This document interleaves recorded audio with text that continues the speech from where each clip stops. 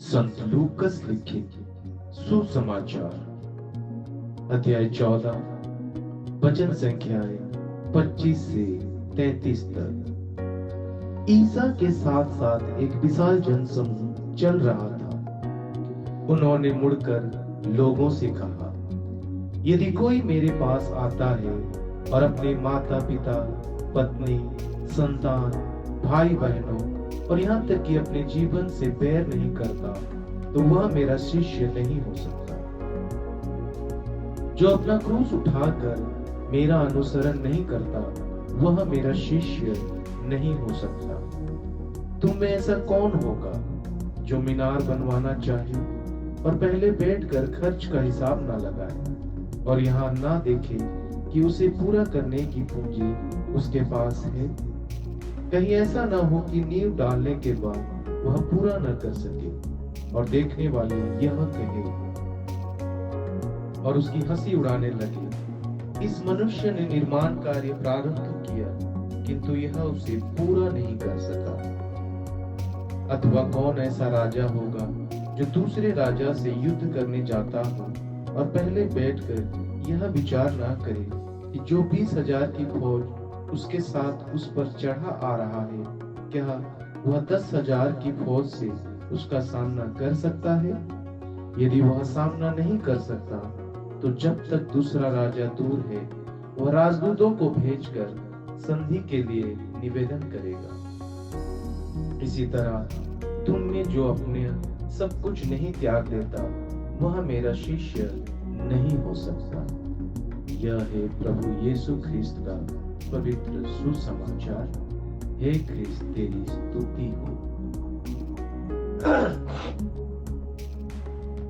ख्रिस्त में मेरे माता पिताओं, भाइयों बहनों और प्यारे बच्चों, आज संत लूकस लिखित सुसमाचार का अध्याय 14 वचन संख्याएं 25 से 33 में एक ऐसा अंश है जहां यीशु हमें शिष्य बनाने की कीमत के बारे में बात करते हैं। इस अंश में यीशु ने इस पर जोर दिया कि भगवान के प्रति समर्पण को अन्य सभी रिश्तों और चीजों से ऊपर रखना चाहिए। आइए इसे उदाहरणों के साथ समझें। यीशु को रिश्तों से ऊपर रखना। वचन संख्याएं 26 और 27 में यीशु कहते हैं, यदि कोई मेरे पास आता है और अपने पिता, माता, पत्नी, बच्चों, भाई बहनों, यहाँ तक कि अपने जीवन से भी बैर नहीं रखता, तो वह मेरा शिष्य नहीं हो सकता। यहाँ बैर का अर्थ सचमुच नफरत करना नहीं है, बल्कि यह है कि ईश्वर के प्रति हमारा प्रेम और समर्पण इतना गहरा होना चाहिए कि बाकी रिश्ते इसके सामने गौण लगे।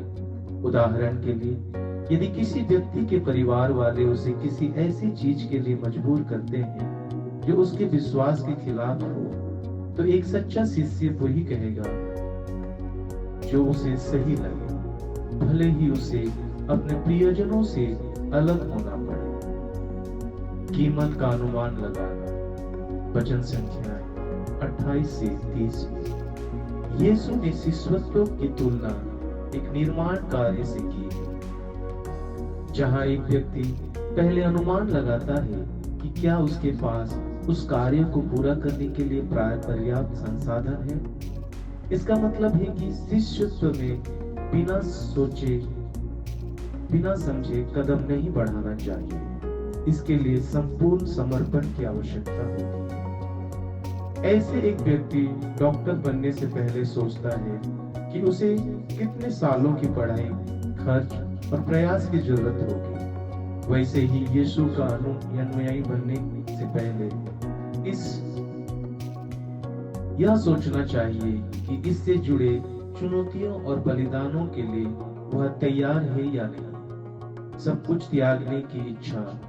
वचन संख्याएं 33 में यीशु कहते हैं कि जो व्यक्ति अपना सब कुछ छोड़ने के लिए तैयार नहीं है, वह उनका शिष्य नहीं बन सकता। इसका मतलब यह नहीं है कि हमें सचमुच सब कुछ बेच देना चाहिए, बल्कि यह है कि हमें भौतिक वस्तुओं को हल्के में लेना चाहिए और उन्हें ईश्वर से ऊपर नहीं रखना चाहिए।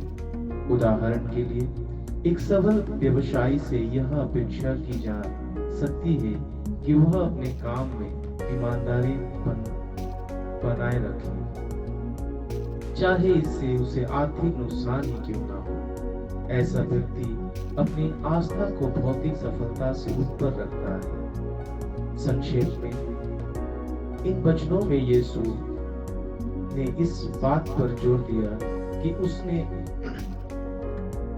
उनके अनुयायी बनने के लिए पूरी निष्ठा आवश्यक है, चाहे इसके लिए व्यक्तिगत रूप से कुछ भी त्याग करना पड़े।